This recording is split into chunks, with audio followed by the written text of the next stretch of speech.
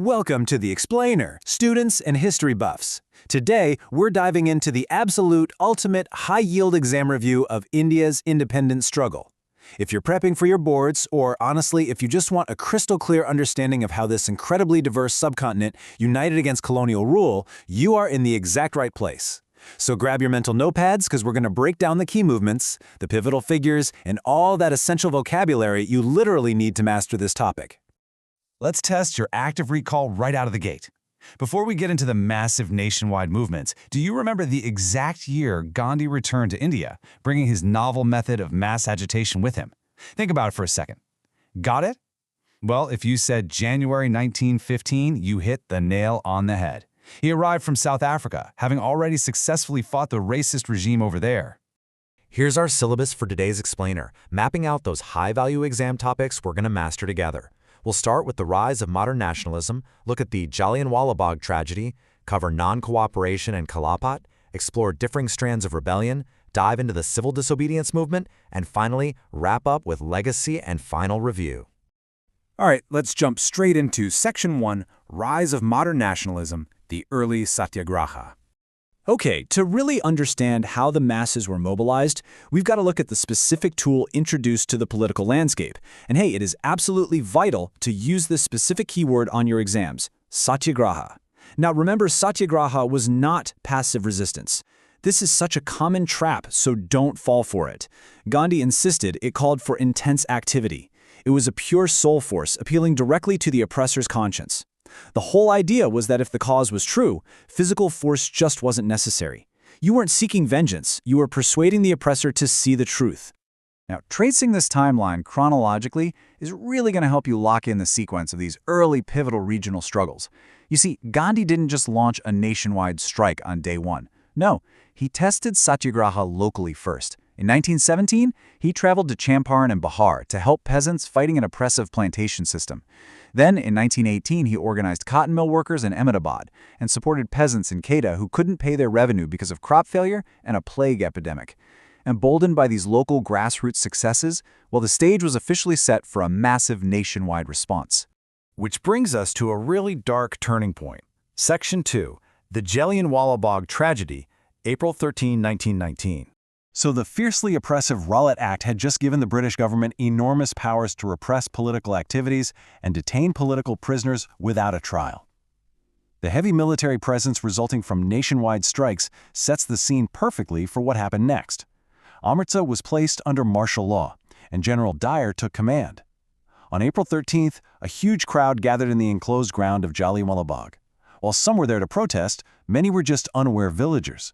They had simply come to the city to attend the annual Baisakhi fair, completely oblivious that martial law had even been imposed.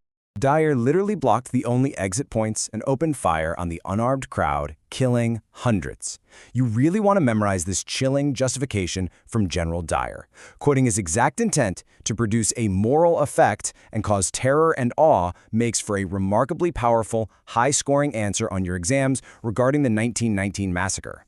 But here's the thing, instead of crushing the spirit of the people, that brutal repression only fueled the fire of nationwide anger. It spread like wildfire. Moving right along to Section 3, Non-Cooperation and Khilafat, Forging Unity. The anger from Jallianwala Bagh, combined with the Khilafat issue after World War I, presented the perfect opportunity to forge a united Hindu-Muslim front. The strategy of the non-cooperation movement was simple, but man was it devastating to the British. Just refused to cooperate. Titles were surrendered and foreign goods were heavily boycotted.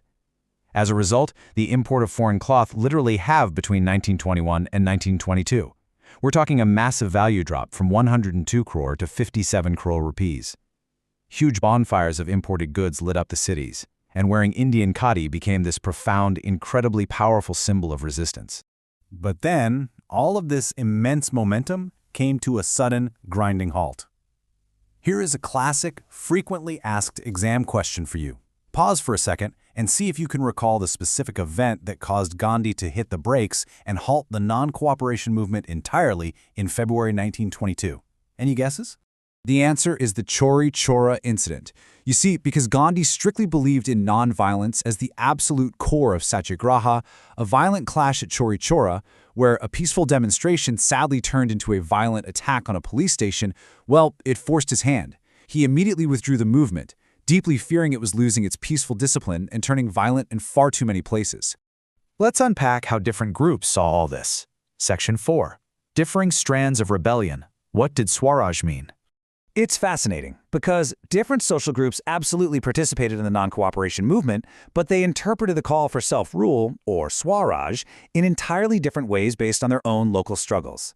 Exam papers absolutely loved to test this nuance, so pay attention here. Freedom meant something completely different depending on who you were. For the peasants in Alwad, led by Baba Ramchandra, Swaraj meant an end to exorbitantly high rents and Bagar, which, by the way, is forced, unpaid labor for landlords. For the tribal peasants in the Gudem Hills of Andhra Pradesh, led by the folk hero Alluri Sitarama Raju, it meant reclaiming access to the forests the British had locked down, and they even used militant guerrilla tactics to fight for it. And for the Assam plantation workers, under the Inland Emigration Act, they basically weren't allowed to leave the tea gardens. So to them, Swaraj meant the freedom to move freely and the hopeful belief that Gandhi Raj would give them land in their own home villages. Now for a huge turning point. Section 5. The Civil Disobedience Movement, Breaking the Salt Law. As the 1920s wrapped up, massive protests over the Simon Commission led to the demand for Purna Swaraj, or complete independence. But Gandhi needed a way to relate this grand, abstract idea of freedom to everyday life. And he found it in salt. Yep, salt. The British held a strict monopoly on salt production and heavily taxed it, even though it was an essential item consumed by literally everyone, rich and poor alike. Gandhi's famous Salt March, walking all the way from his Sabarmati ashram to the coastal town of Dandi in 1930, brilliantly unified the masses. On April 6th, he ceremonially broke the law by boiling seawater to manufacture salt. What a bold move, right? Now, comparing these two major movements is going to be your absolute best friend for those tricky, long-answer questions. It clearly delineates how the strategy escalated over time. During the non-cooperation movement, the goal was simply to, well, stop cooperating, boycotting schools, refusing foreign goods. But civil disobedience? That was a massive step up. People were now being asked to actively break colonial laws. We're talking illegally manufacturing salt, refusing to pay revenue and chakradari taxes, and flat-out violating forest laws. However, as objective students of history, it's really essential for us to impartially look at the movement's limitations too. Not everyone joined in. Industrial workers were largely reluctant to participate, mainly because the Congress was seen as closer to the industrialists. The depressed classes, or Dalits, saw limited participation because the Congress had long ignored them to appease conservative high-caste Hindus. This actually led Dr. B.R. Ambedkar to separately organize the Depressed Classes Association in 1930 just to secure their rights. Furthermore, after the decline to the non-cooperation and Khilafat movement, a large section of Muslims felt alienated from the Congress, leading to a lot of widespread distrust between communities. Bringing it all together now. Section 6. Legacy and Final Review, The Path to 1947. The incredible journey that started with those early, localized Satyagraha experiments in Champaran and Kheda evolved through decades of mass agitation. The Congress, under Gandhi's leadership, constantly tried to channel all these incredibly varied local grievances into organized national movements. They weathered brutal repression, they navigated the totally different meanings of freedom among peasants and tribals, and they escalated from mere non-cooperation to active civil disobedience. Ultimately, fueled by the failure of the Cripps mission and the intense pressures of World War II, all of this culminated in the definitive Quit India movement in 1942, demanding absolutely nothing less than the complete withdrawal of the British. So I'm going to leave you with this final provocative thought to reflect on as you organize your notes and prep for those exams.